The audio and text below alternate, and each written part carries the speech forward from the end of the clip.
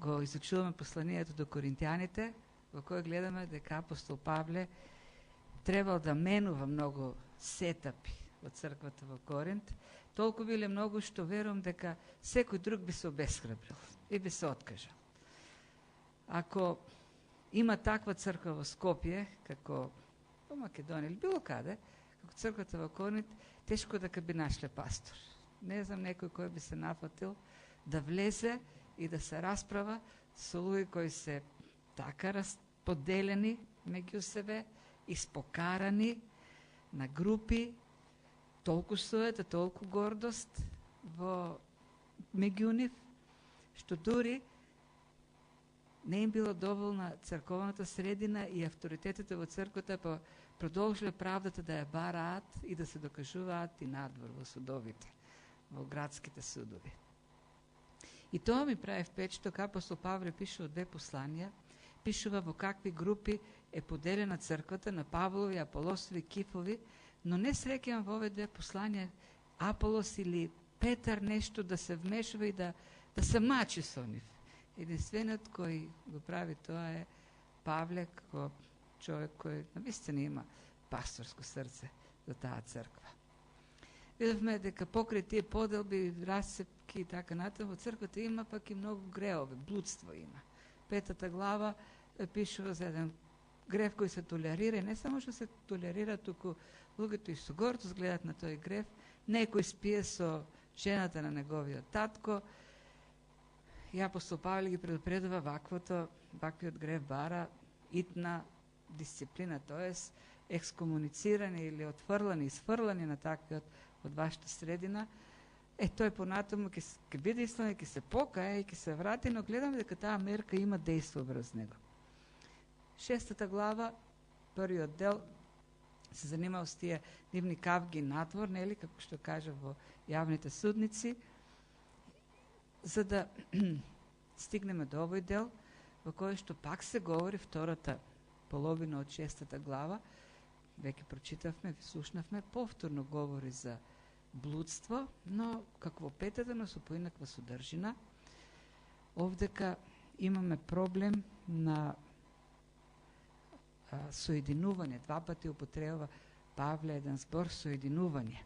Соединување на верници од црквата во Коринт со проститутки. Овдека пишува блудници, меѓутоа в ствари проблемот е посетување на јавни куки. А во тоа време јавните куки биле храмовите, паганските храмови. Градот Коринт, во градот Коринт основниот или главниот култ било поклонението кон богињата Афродита. Имало голем храм посветен на таа богиња, храмот на света Афродита. Тоа воопшто не било света, како и да е, а во обичаената практика на богослужение или на поклонение во тој храм било користење на услуги на проститутки. Тоа е делот од духовниот живот во тој храм. Било општо позната праксата во древноста, во паганските средини, блудството, не моралот, да се користи како начин за поклонение кон боговите, зашто и самите богови биле такви неморални. Таква била практиката, но она што зачудува и она што не ви прави впечаток, дека христијани, членови на црквата во Коринт, продолжиле да одат во таквите храмови, биле инволвирани во таков неморал. Минатиот пат, се сетите, говорим дека една од причините за сите тие проблеми, гревови, блудство, кавги и така натаму, е духовната амнезија. Луѓето кога не им се допаѓа некоја вистина, или ја сакат да ја заборават, тоа е со текот на времето, игнорирајќи, дури ја забораваат, или пак ја променуваат. Па и на крајот се стигнува пак до промената. Кога нешто ќе се заборави, треба да се пополни, да се замени. И во овој текст на самиот на почеток, 12-13 стих, гледаме како тие играат со некои вистини, християнски вистини, нешто кои ги чули од самиот Павле, меѓутоа им даваат друга содржина. Вистината ја променуваат во невистина. Тоест, содржината на вистината ја тргнуваат и ја пополнуваат со некаква лажна содржина. И на тој начин тие си користат оправдание за животот кој си го живеат. Биле очигледно мајстори во тоа. Мајстори да си создадат таков еден сет на филозофски, теолошки тврдења кои го оправдува нивното поведение. Например, првото изврдување. Се ми е допуштено. Тоа се ми е допуштено или се ми е дозволено. Звучи многу како да го кажал апостол Павле. И јас верувам дека апостол Павле им го кажал. Зашто тој е познат по неговото учење за слободата на христијанинот, христијанската слобода. Тоа е една од основните негови идеи, една од основните идеи, христијанската слобода. И тој им кажал сигурно, нам се ни е дозволено. Меѓутоа, кога вели се ми е дозволено, тој на многу места говори, го има во предвид или говори против јудеите христијани, кои сакат да го натоварат свеста на паганските христијани, нејазичниците христијани, со обврските од Стариот Завет. Оној церемонијалниот дел на Мојсеевиот закон, каде што има еден куп правила како треба да се однесува човек, дури како доди до тоалет. Тоа е, вели апостол Павле, за Стариот Завет. Нам се ни е дозволено поглед на јадење и останати работи. Меѓутоа, кога коринтијаните велат се ми е дозволено, тоа се ми е допуштено, тоа значи ништо не ми е забрането. Можам да правам што сакам сега како христијанин. Дури можам да си водам каков сакам живот, во поглед на морал, неморал. Апостол Павле, кога го слуша таквото нивно толкување на фразата се ми е допуштено, им вели да, се е допуштено, но не е се полезно. Или се е дозволено или допуштено, но ништо не сакам да завладее над мене. Да, се ни е дозволено, но што од она што ни е дозволено да го правиме навистина корисно за нас. И да конкретно, овде како има примерот со блудството, со проститутките, колку тоа вам ви е корисно, колку тоа вас ве ослободува, зашто блудството ниту ослободува, ниту пак е корисно за телото, и тој понатаму говори за телото. Колку сето тоа води кон неправилно третирање и неправилно разбирање за нашите тела. Што е првото? Блудството, вели, поробува. Човек кој ќе се предаде на блудството не може да биде слободен човек. Тоа е поробен. Второто, што го користат како една изрека, која навистина пак е точна, и Павле сигурно ја кажал во некој случај кога говори за храната. Каква храна може да се јаде или не може да се јаде, тоест некои храни кои биле жртвувани и се продаваат во месарниците, дали смееме да ги јадеме?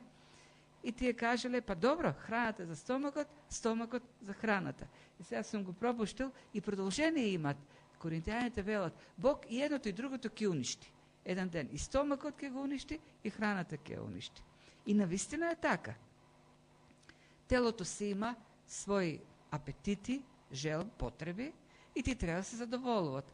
Стомакот има потреба од храна и треба да се задоволи со храна.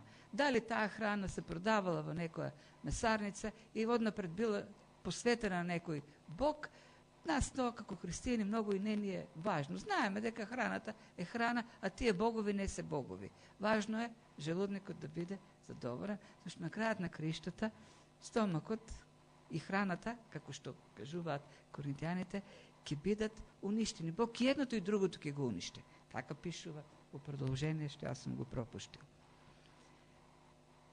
И сега коринтијаните велат, гладот е потреба на телото. Телото си има и други потреби.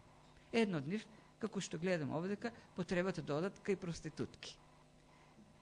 се не е дозволено, телото си има потреби, телото ќе биде уништено, така да ние можеме да правиме што си сакаме, зашто сепак на крајот на краиштата тоа се телесни работи. Ова, сушност вистина, која апостол Павле некаде ја кажал, они почнуваат да ја толкуваат, да ја стават во контекст на гностицизмот. Гностицизмот во тоа време била водечката филозофија во античкиот свет. Главна филозофија, главна представа за животот, за целиот свет. Како што денес се изучува секаде еволуција во секоја школа, и тоа смета како главното и најисправното, така во тоа време гностицизмот бил учен и представуван како основно учење за создавањето, за природата на се и така натаму. И според тој гностицизам светот е поделен на духовен и материјален дел. Има само духовно и материјално. Духовното е свето, чисто и му припаѓа на Бог, а се што е материјално е грешно, извалкано и ќе биде уништено. Не е важно. Како што нели братот Лјупчо спомена на почеткот, строго телесни и строго духовни работи. Телото припаѓа и потребите на телото припаѓаат на грешното. Бог не се интересира од нашето тело, зашто тоа на крајот ќе биде и уништено. Она што нас не интересира, она што од Бог се интересира е душата, таа ќе си оди кај Бог, ние треба да внимаваме на душата. А телото, без никакво гајле, што сака, давајте му. Тоа не е воопшто битно за Бог. На крајот на краиштата, според таа гностичка филозофија, телото било како затвор, го сметале како затвор на душата. Душата е затворена во телото и човек треба да се ослободува од телото, а при тоа да ја дава простор повеќе на душата. И имало гностици, аскети, кои пак сметале дека тоа ослободување на душата ќе се случи со занемарување на телото. Тоест, колку повеќе телото се подложува на глад, на маки, на слабост, толку повеќе се дава простор на душата, таа да има сила. Колку е по-истоштено телото, толку е посилна душата. Други пак сметале, и тука веројатно коринтијаните влегуваат, телото треба да се предаде на грев, да се предаде на неморал и така ќе се уништува најефикасно. И така душата ќе триумфира над телото. Со други зборови, коринтијаните велат, ако си гладен, јади. Ако имаш некој друга поход, задоволувај ја. Тие се едноставно без значење. Тие припаѓаат на материјалниот свет кој ќе биде уништен. Важна е душата. Таа си оди кај Бог. Која е христијанската, и овдека Павле од тука веќе, од 13 стих, па натаму дава една учење, доктрини дава за телото. Кои се христијанските доктрини? Како треба да гледаме на телото? Што е всушност нашето тело? И тука имаме антропологија, разбирање за човечкото тело. И доктрини кои се многу практични, многу применливи. Секоја теологија, уствари, треба да биде еден практичен водич, една наука, како да се живее животот на побожен и благословен начин. Така да, овие вистини што ги открива апостол Павле, се на секојдневно, најпрактично ниво за телото на човекот. И го решава не само проблемот со неморалот на коринтијаните, но се што е врзано со телото во нашиот живот. Дури, овдека можеме да видиме и одговор на обременоста, оптеретеноста на човекот, например, со изгледот на своето тело. Факт е дека денес сме под страшен притисок на пропаганда за изглед, за убавина, за усогласување на нашиот изглед според стандардите на светот за убавина. Дури и тоа како ќе го користиме телото, треба да биде усогласено со тие стандарди што ги дава светот. Имаме модни списања за убавина, модни списања, билборди, таму имаме убави лица, поголем дел се продукт на Photoshop, и кога ги гледаш, ти си фрустриран. Изгледот на тие тела, на тие лица, со нашиот изглед. И тоа представува еден силен притисок за човекот, дури во голем број случаев за младите посебно, хендикеп и чувство на недостаток, кој се споредуваат со сите тие преубави лица на филмовите или на насловните страници и така натаму. Представата што ја дава овдека апостол Павле за телото, ги раскинува, нели, го свртува всушност фокусот на вниманието.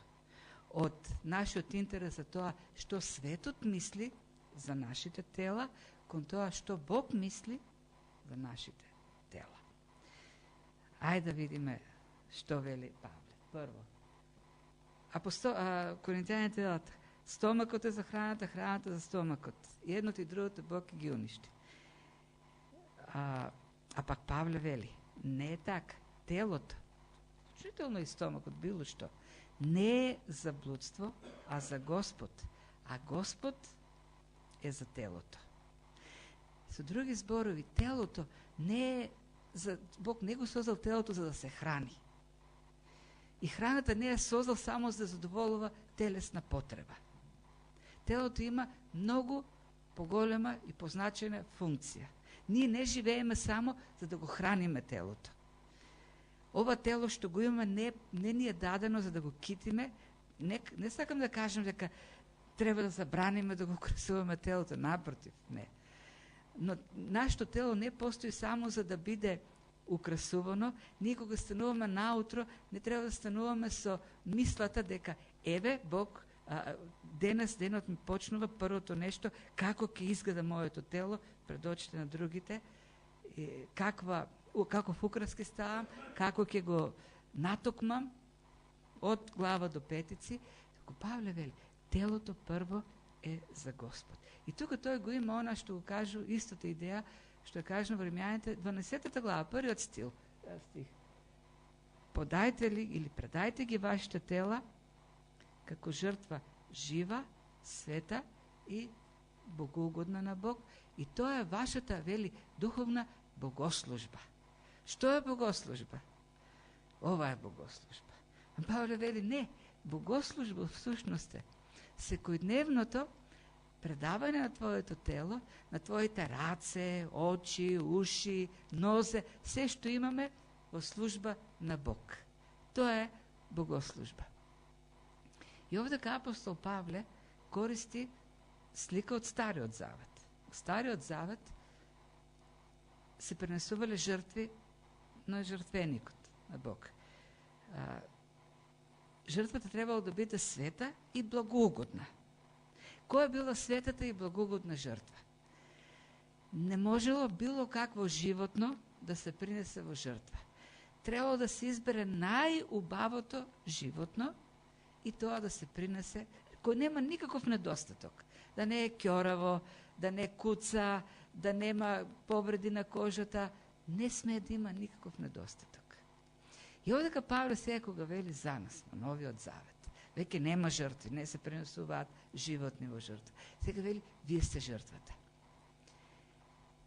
И не кажува, и сега подгответе ги вашите тела, украсете ги, да нема никаков недостаток. Веќе Павле тргнал од предпоставката дека Бог така го создал човекот, што тоа е совршената жртва. Нема човек со недостаток кој не може да биде посветен или предаден во духовна служба. Кога говори за жртва, не значи дека ние се пренесуваме на некој жртвеник да се запалиме таму и да изгориме. Жртвата овдека е служење на Бог. Тоест, правење на она со нашето тело, на она што Бог сака да го правиме, на она што е Божјата воља. Нашето тело да биде за помош на другите, нашето тело да биде за прославување на Бог, да му угоди на Бог. И тоа секојдневно. И тоа е уствари светата и благоугодна жртва. човечкото тело Бог така го направил, што со сите недостатоци што ние си ги гледаме во нашите очи, всушност се најубавата жртва за него. Нема такво убаво јагне, нема такво убаво теле кој може да се одгледа, да се подготви, да се принесе за Бог, како што е човекот. Со неговото тело предадено за негова служба, за негова слава. И тоа уствари ја променува нашата слика. Она наша обременето со тоа, со прилагодување, нашата грижа се прилагодуваме кон инсистирањето на светот, тоа како да изгледаме, како да го користиме телото, што да му додаваме. И тоа ни е значено, нели, како светот ќе одреагира на нашиот изглед. Кога ние ќе се и нова фризура ќе си направиме, и некој нов мейкап и шминка ќе си ставиме, ние очекуваме и сакаме и се надеваме дека светот ќе реагира кон сето тоа. И со таквата подготовка излегуваме каков восок ќе ставиме на главата и сите тие работи.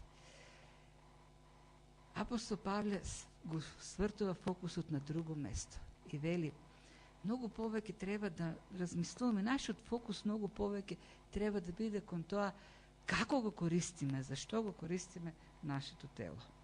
Дали нашите тело му одаваат чест на Бог, нели? Отколку каква ќе биде реакцијата на светот. На крајот на краиштата светот не решава што да правиме. Бог ќе решава, Бог треба да решава и на крајот тоа и завршува уствари, нели, оваа глава. На кого припаѓаме, кој не купил, кој не платил со скапа цена. Тој има, прво, телото е негов продукт, тој е авторот, тој ги има авторските права на телото. Ние имаме тела за да го прославуваме Бог со нив. Тоа е првото што го кажува апостол Павле. Телото е за Господ.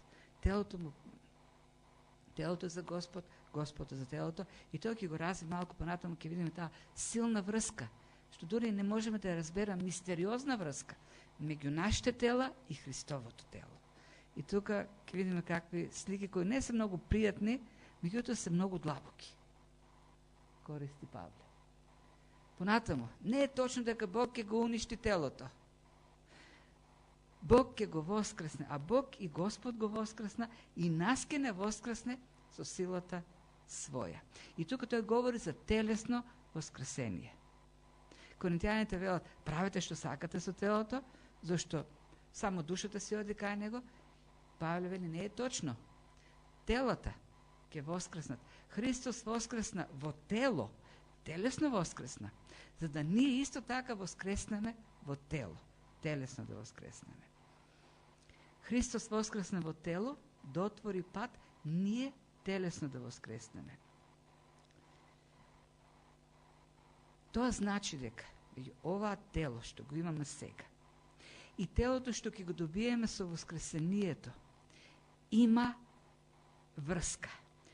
Не сакам да кажем дека точно овие клетки, дека таа ДНК и така натаму, дека Бог ќе ги собира во прашината, во земјата, делчињата од нас, повторно да ги зглоби.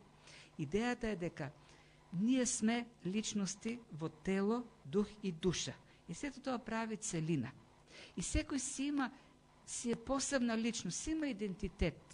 Јас имам свој телесен идентитет, со кој сум препознатлив, не само во духот и во душата, и во телото.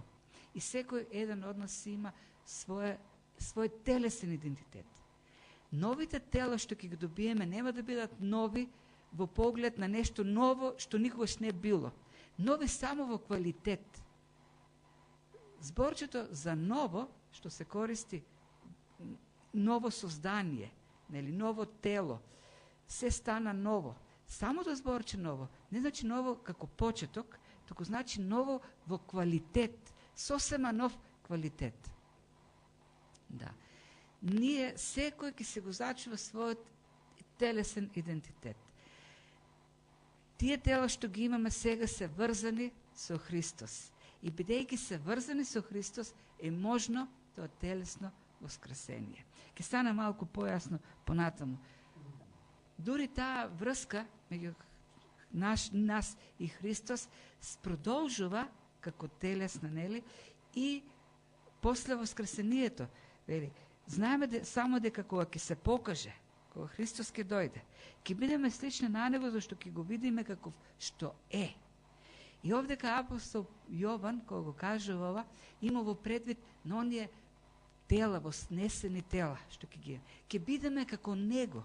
Тоест, нашите тела ќе бидат рефлексија на неговата слава. Бог сега ни дал на земјата тела, кои се за него најсовршената духовна жртва за служба. И понатаму тој пак во иднина, во вечноста, ќе ни даде тела кои ќе бидат еден прекрасок одсеј на неговата божествена слава, вечна слава. Со тоа апостол Павле го крева значењето, нели, представата за човечкото тело. Му дава дигнитет, му дава значење на телото. Не. И тоа треба, како што, нели, реков во првиот случај, да не биде многу обременете, нели, со мислењето на светот, за телото, но овдека пак треба да коригира ова значење што Бог го дава за нашите тела, треба да го коригира, представата или односот што многу пак христијани конзервативни, крајно така натаму, имаат кон телото во смисла на занемарување. Важно ние да бидеме духовни. Важно ние да бидеме свети така натаму, телото не е важно. И го занемаруваат телото во секој поглед. И во медицински, па и дури во хигиенски, па и, нели, естетски така натаму. Не, Бог му дал на човечкото тело значење, дигнитет. И ако Бог го удостоил телото со тоа што во вечноста ќе го украси со божествена слава, со Христовата слава, воскресенска слава, како е може ние да го презираме денес, не, нашето тело? Така, тој има значење за Бог и треба да има значење и за нас. Потоа, за третото нешто што го кажа. Единство. Вели, нашите тела се делови од Христос. И тоа така го кажува хронолошки, како што јас го изредувам овдека. Може би редот би требало да биде друг, но јас го следам тој ред на апостол Павле. Телата се делови од Христос. Тоест, ние сме соединети со Христос не само духовно, не само душевно, туку и телесно. Нашите тела се делови на Христос. И заради тоа, бидејќи ние сме делови соединети, и овде соединете е зборот, апостол Павле, понатаму, соединети, и го користи оној најтелесниот збор за соединување. За едно навистина физичко соединување, кој го имаат мажот и жената. И заради тоа соединување, тоа за нас мистериозно, за тоа православната црква на бракот гледа како на мистерија, на таинство. Меѓу нас, вели, и меѓу нашите тела и Христос има соединување, кое е таинствено, мистериозно, но е реално. И бидејќи ние сме соединети и телесно, Христовото и нашето тело, ние сме органи на Христовото тело, со нашите тела, затоа телесното воскресение на Христос ќе предизвика и воскресение на нашите тела. Бидејќи ние сме органи на Христос. Бидејќи нашето тело се органи на Христос. Нормално, бидејќи Христос телесно воскреснува, ние како негови органи да воскреснеме заедно со него. И сега, во следните стихови тој го покажува тоа така применливо за проблемот во Коринската црква и објаснувајќи подлабоко со земни слики, што всушност тоа значи, зошто блудствувањето е голема повреда на човечкото тело. Вели, ќе ги земам ли деловите од Христос, ние сме тие делови од Христос. Нашите тела се деловите од Христос. Ке ги земам ли деловите од Христос и да ги направам делови на блудница?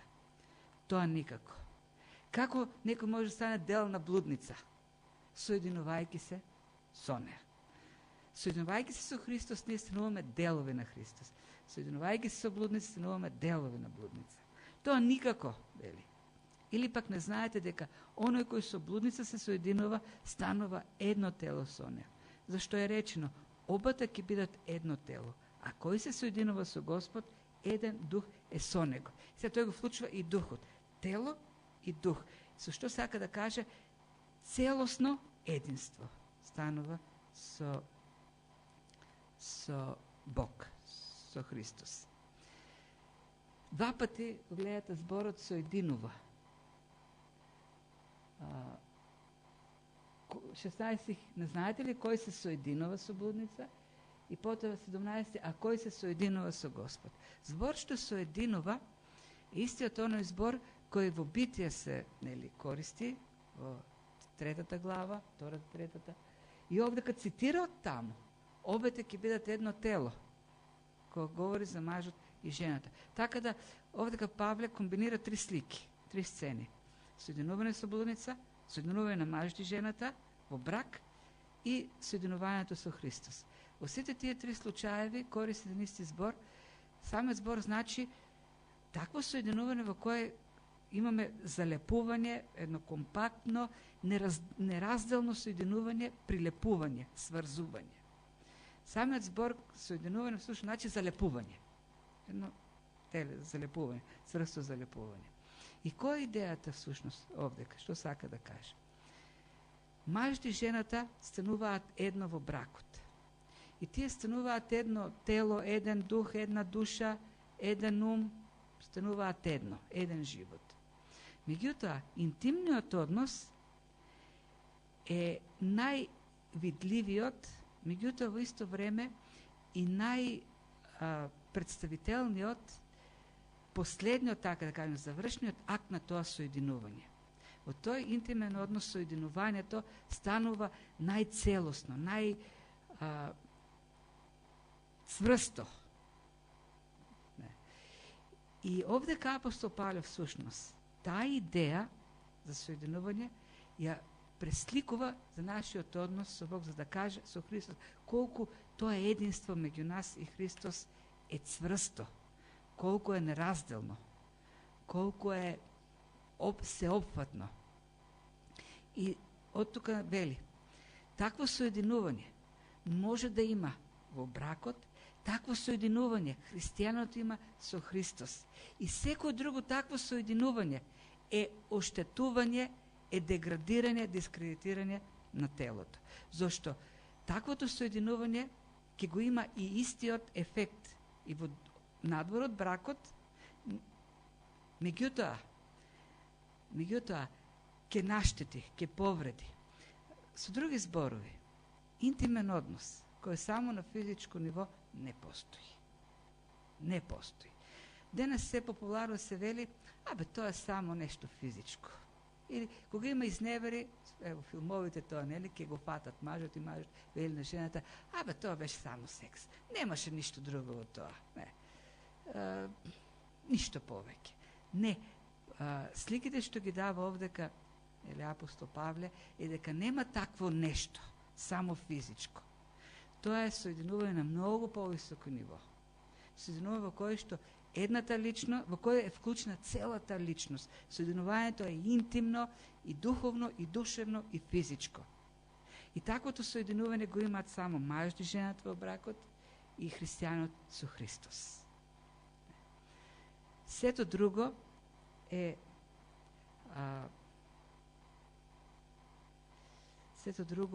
не е вистинското она. Сето друго само штети. И затоа Павле вели, предупредува.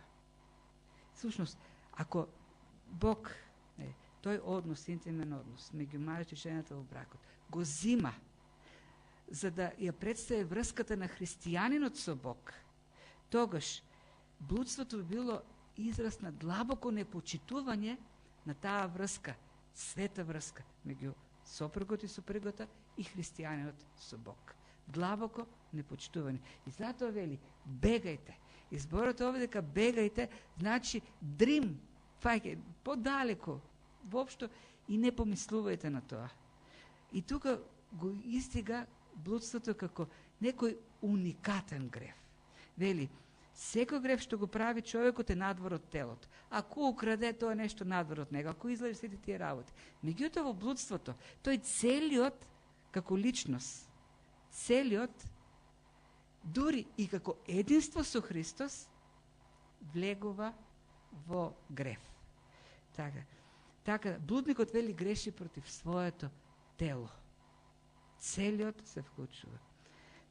Тој грев целосно го вклучува грешникот во самиот грев. Бидејќи тоа е уникатно поврзување на телото. Ако ga, бидејќи тоа спојување е уникатно поврзување на мажот и жената, тогаш злоупотребата на тоа поврзување значи уникатно осквернување на телото. Така. Ако тоа во еден случај е уникатно поврзување и изближување на две срца и две души, во спротивен случај тоа ќе значи уникатно осквернување и обезличување на човекот. Негово поништување како вистински човек. Ние сме соединети со Христос, телата ни се соединети со Христос, затоа има значење, длабоко значење што правиме со телата. Понатаму, нашите тела се храм на Светиот Дух. Или не знаете дека вашето тело е храм на Светиот Дух, кој живее во вас и ни е даден од Бог и не припаѓаме на себе си. Во 3 глава го потреби повторно Павле тој израз храм на Светиот Дух. Тоа што рече, сите вие како црква сте храм на Светиот Дух. А сега им вели, секој поединечно е исто така храм на Светиот Дух. Не само нашите души. Ние велиме срце, Христос доаѓа да живее во нашето срце. Христос доаѓа да живее во нас како личност. Христос доаѓа во нашето тело да живее. Нашето тело е храм на Светиот Дух. Храм. И тука е зборот, апостол Павле го употребува зборот, оно најсветото место во храмот, каде што беше ковчегот и каде што Бог живееше во тој ковчег. И тоа место беше Светаја светих.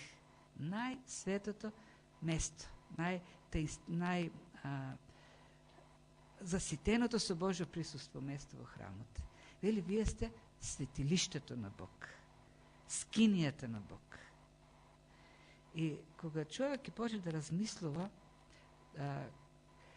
како, до каде стигнува градењето на значењето, вредноста на нашите тела, навистина не можеме да гледаме на самите нас, така на телата, да гледаме со лесна рака.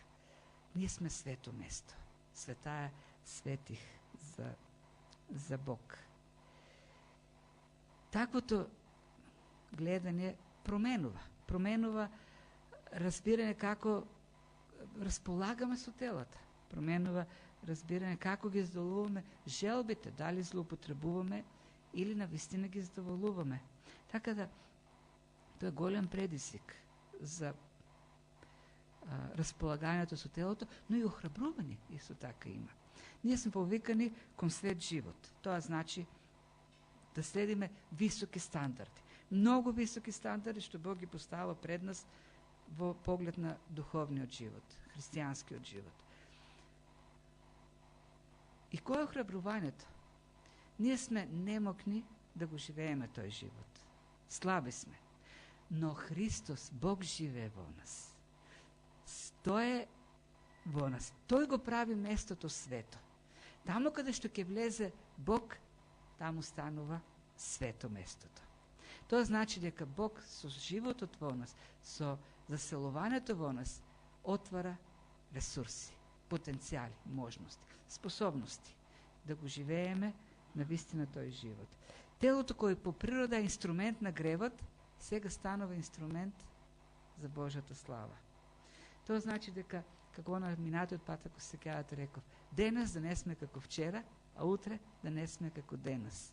Тоа е можно е, зашто Бог живее во нас. Ние сме Божите храмови. Се сопнуваме, но бидејќи Бог е со нас, во нас, не со нас, во нас, можеме да станеме. И на крајот со последното. Скапо сме платени. Ние веќе не припаѓаме на самите на себе си, зашто скапа цена е платена за нас. И затоа прославете го Бог и со вашите дела, и со вашите души. Зашто и едното, и другото е Божјо. Денес во светот владее една идеологија на лична автономија. Тоест, телото си е мое, животот си е мој, и јас можам да си правам и никој не може да ми води сметка за тоа што ќе правам со себе си. Тоест, јас имам право дури да одлучам каков род сум, каков пол сум и така натаму. Апсолутна автономија. Зошто? Зашто јас имам слобода. Павле вели, никој нема слобода. Откупот, скапо платени. Павле ме пренесува на пазарот на робови. Сцена од пазарот на робови. Секој е на пазарот на робови. Зошто? Бидејќи сите ние сме покорени, поробени на гревот. Они кои велат, јас живеам слободен живот, тој е слободен човек, тој живее слободен живот. Не, таквите луѓе живеат најробски живот. Зошто? Слободата кој тие сметаат, тоа е слободен живот кој го сметаат животот во блудство, во разврат, во правење што дрога, алкохол и така натаму, е најпоробувачки живот. Тие луѓе се поробени на пороците. Поробени на алкохолот, поробени на дрогата, поробени на развратот. Тоа е робство. А што вели Павле овдека? Христос дојде на тој пазар и не откупи, не плати, не ослободи од тоа робство на гревот, на пороците, на зависностите. Не плати, не откупи и пак ние не припаѓаме на себе. И се некој каже, па добро, од ова робство сега во друго робство. Сме биле робови на гревот, сега сме робови на Христос. Меѓутоа, која е големата разлика? Христос за самиот за себе вели дека тоа е благ, добар Господар. Неговото бреме е лесно, неговиот јарем е поднослив. Со други зборови, кога тој не купил и не ослободил од тоа робство, тој ни е дал слободата да бидеме она што навистина треба да бидеме. Она навистина што човек треба да биде. Во робството на гревот, човекот не е навистина човек. Човекот е роб на ниските, животинските пориви. Во слободата што Христос се дава под неговото господство, човек се реализира како човек. Тој таму станува навистина човек во службата за Божјото царство. Зашто човекот на крајот на краишата за тоа е создаден. Тој е создаден да живее во вечен живот, во вечна слава, во божествена слава. И во таа смисла ние сме скапо платени за да можеме да ја живееме таа слобода на личноста, да бидеме слободни да го живееме божествениот живот, не животот на темнината или на гревот. За тоа е платена скапа цена. И можете да видите на крајот Павле пак говори или жртвата на Христос, крстот го дава како решение, како во сите случаеви до сега. Ако помислите само што се истрпи Христос, каква цена плати, што направи тој за нас, можно ли е да ги злоупотребуваме нашите животи и тела? Живеенето под светлината на крстот не мотивира, не подсетува како треба да живееме, зошто да живееме. Гревот го лишува човекот од неговиот дигнитет. Бог го враќа дигнитетот и враќа вредноста на човекот, значењето на човекот. Затоа да го прославиме Бог во своите тела, во своите души кои се Божји. Да се преклониме пред Господството на Христос и со верата дека единствено под неговата власт можеме да ја најдеме вистинската слобода.